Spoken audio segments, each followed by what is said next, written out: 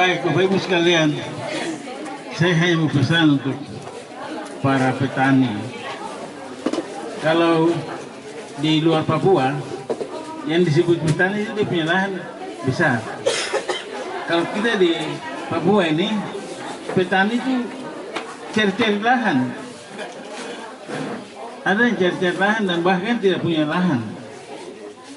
Dan oleh karena itu, kalau hari ini Pak Bupati sudah bantu kita dengan benih dan juga ada uang perangsang untuk kita buka lahan, saya minta dengan sangat tolong digunakan baik-baik dan buka lahan yang betul, walaupun kecil tapi ada, dan itu bisa bermanfaat untuk bukan untuk orang lain, untuk Bapak Ibu sendiri. Karena visi misi Bapak Bupati yang saya, kami mengharapkan agar dengan program pertanian ini ada peningkatan pendapatan bagi keluarga petani itu sendiri. Artinya begini, Bapak Ibu tanam, barangnya jadi, pemerintah yang akan jual, hasilnya dikembalikan lagi kepada Bapak Ibu. Bisa toh? Bisa. Artinya besok lahan buka dan penanaman perdana itu nanti saya dan Bupati hadir, kita tanam sama-sama. Panen juga begitu, sehingga ada betul-betul ada hasil. Ya jangan pikirlah, tanam banyak nanti siapa yang beli? Tenang, nanti Pak Bupati saya yang atur itu untuk siapa yang beli. Jadi kalau mau tanam jagung di Warwai, saya bikin kebun besar. Mana Bapak Marani ini? Kebun besar ya, saya pergi jaga di situ. Ya, itu mungkin sekira tambahan dari teman-teman. Saya sekali lagi berharap dengan bantuan ini sebagai stimulan keperasan untuk Bapak semua bisa membuat ladang atau kebun untuk jagung, sayur dan sebagainya. Memang kita di sini bisa bikin sawah, yang bisa itu bikin kebun. Jadi sebelum kita buka kawasan ini banyak yang masuk ke kawasan lindung, kawasan yang dilindungi, kawasan cagar alam, sehingga kita tidak buka besar-besar. Walaupun satu hektar atau 50 kali 50 yang penting bisa ada hasil. Nanti yang besar kita bikin di Sikamo Kasendarawo kan. Ya, yang ada di sini ya, sekarang ini jangan tumbuh rumput atau tumbuh jagung kan, tumbuh sayur kan, sayur kacang dari sayur terong. Terong ini punya gizi tinggi. Ya baik, mungkin demikian sudah siang jadi kita mungkin kembali ke rumah masing-masing. Tapi jangan lupa besok mulai di sini mulai dengan aktivitas sebagai petani. Terima kasih, shalom.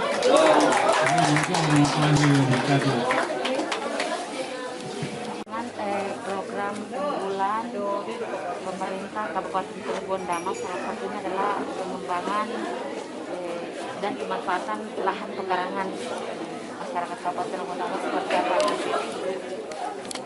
Iya baik, ya sesungguhnya ini kembali kepada apa yang berulang kali disampaikan oleh Pak Presiden terkait dengan tingkat kemiskinan ekstrim dan lain, baik dalam skala provinsi tetapi juga kabupaten dan secara khusus kita di Cirebon Damai oleh pemerintah pusat itu terdapat 2.220 kalau tidak salah ya Pak. 2020 penduduk yang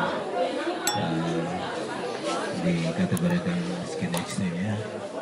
Dan dari beberapa variabel yang digunakan sebagai instrumen untuk mengukur tingkat kemiskinan itu, terutama kemiskinan ekstrim, salah satu yang lebih dominan sering disampaikan itu adalah pendapatan per bulan. Pendapatan per bulan setiap kakak itu 812.000 tunai. Dan itu yang menyebabkan saya bersama Pak Wakil, kami berpikir kebijakan apa yang harus kita lakukan yang tidak ribet, tidak rumit, tetapi dapat dilaksanakan dengan mudah oleh masyarakat, tetapi juga memberikan penghasilan. Dan dari diskusi itu lahirlah pikiran untuk bagaimana dari sektor pertanian kita coba kembangkan tanaman jagung, karena itu tidak terlalu rumit untuk diurus itu. Kemudian saya harus sampaikan juga, ya setiap saat dalam beberapa pertemuan saya selalu menyampaikan bahwa bukan tidak mungkin Pak Presiden, ya orang sekelas Pak Presiden menanam jagung di Kabupaten Sorong tanpa rencana besar. Ya, tentunya pasti beliau punya rencana. Nah, kemudian di provinsi Pak mantan Gubernur juga tanam jagung di Rafi. Gitu. Nah, kami berharap ada kebijakan-kebijakan skala daerah yang bisa merangkul beberapa kabupaten. Contoh, kalau beliau tanam jagung di Sorong, mudah-mudahan pasar jagung kita, pasar jagung lokal dari kabupaten-kabupaten lain itu cukup ke Sorong, sehingga jaring pasar kita tidak terlalu panjang, sehingga lebih efisien lagi dari biaya transportasi. Jadi itu hal-hal yang kita pikirkan, sehingga bersama Pak Wakil Bupati kami sudah bersepakat juga bersama-sama dengan seluruh jajaran pemerintah daerah kita coba membuat kebijakan khusus di bidang ekonomi, bagaimana masyarakat bisa menanam jagung karena ini tidak rumit, tidak terlalu rumit seperti tanaman sayuran lainnya itu. Itu yang kita coba lakukan dengan harapan masyarakat dapat melakukan kegiatan pembukaan lahan, kemudian penanaman, jadi tidak terbatas pada pemanfaatan lahan pekarangan, tetapi juga boleh di lahan lain ya yang dimiliki oleh masyarakat itu. Kami juga berpikir bahwa ya kita bisa lihat secara dari fakta yang ada, hampir seluruh lahan pekarangan ini kan ditumbuhi oleh rumput dan lain-lain. Kalau kita rubah menjadi lahan yang produktif kan ada manfaat itu. Itu yang terdekat dengan masyarakat. Kemudian kalau dapat lagi dibuka lahan-lahan lain lagi, sehingga bisa ditanami tanaman jagung dalam luasan. Jadi mudah-mudahan dengan kebijakan ini luasan lahan maupun jumlah produksi jagung di Wondama bisa meningkat, sehingga terutama bisa memberikan pendapatan. Kami seperti tadi sampaikan bahwa coba prediksi kita gunakan harga terendah saja sekitar 4.500 per kilo, katakanlah jagung pipil ya, jagung pipil, entahlah nanti besok ini jagung pipil atau jagung tongkol kering, tapi saya coba memperkirakan sekitar 4.000 sampai 5.000 per kilo, maka satu kakak itu kalau menghasilkan 180 sampai 190 kilo saja itu sudah memperoleh pendapatan 800 sampai 900 ribu rupiah. Nah, ini yang kita harapkan bisa diperoleh secara tunai oleh masyarakat melalui penanaman tanaman jagung ini, sehingga kita harapkan bisa kita bergeser dari label yang kita dapati. Mudah-mudahan ini terus akan dikawal oleh para PPL kita yang terus ada di masing-masing BPP di setiap wilayah untuk mendampingi petani sehingga bisa berhasil dengan baik tanaman ini begitu. Jadi, tadi seperti bagaimana disampaikan oleh Pak Wakil Bupati bahwa berharap masyarakat bisa betul-betul buka lahan dan bisa menanam jagung itu. Nah, mungkin itu yang kenapa pilihan jagung, karena tidak terlalu rumit ya. Kalau sayuran bisa dicampur lagi dan lain-lain segala macam. Sehingga kita coba pilih. Kemudian komoditi jagung yang dikembangkan. Di samping itu dalam perencanaan pembangunan di Provinsi Papua Barat itu nanti di daerah Pravi akan dibangun pabrik pakan ternak yang akan menggunakan bahan baku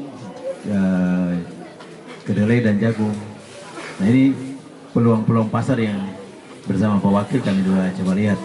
Jadi kita tidak berpikir pasar jagung nanti keluar terlalu jauh, tapi pikir yang dekat itu. Syukur kalau bisa terbuka pasar di luar yang dengan harga yang lebih tinggi.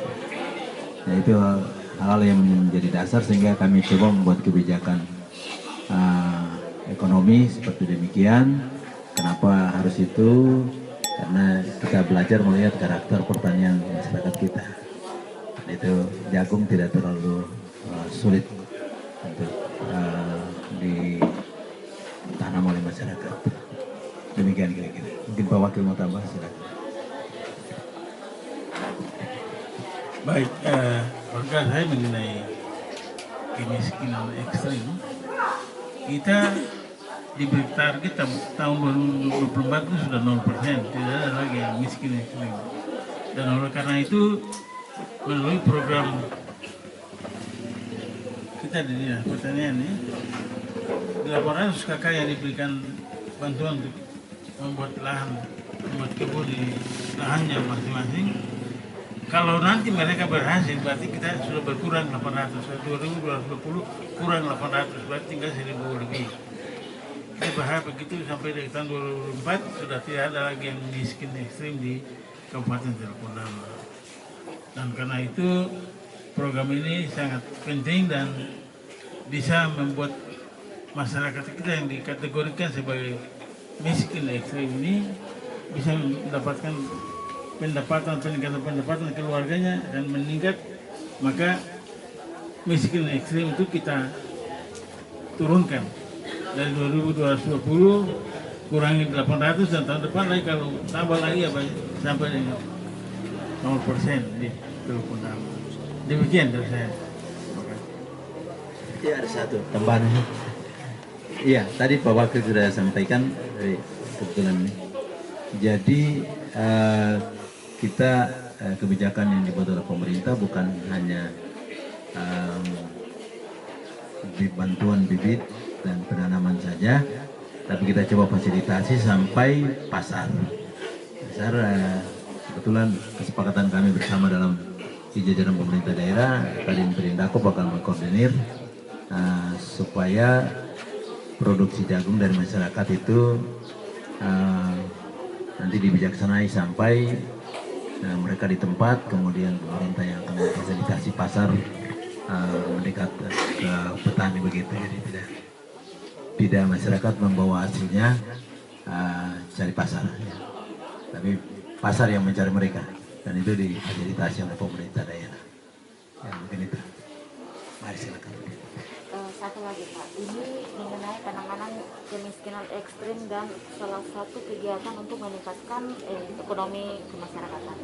Selain dari bidang teknis pertanian, kita di Kabupaten Cirebon ini kan sepanjang Semenanjung ini kebanyakan masyarakat yang berprofesi sebagai nelayan. Apakah ada pengembangan ekonomi ke bidang perikanan kita yang ke depan?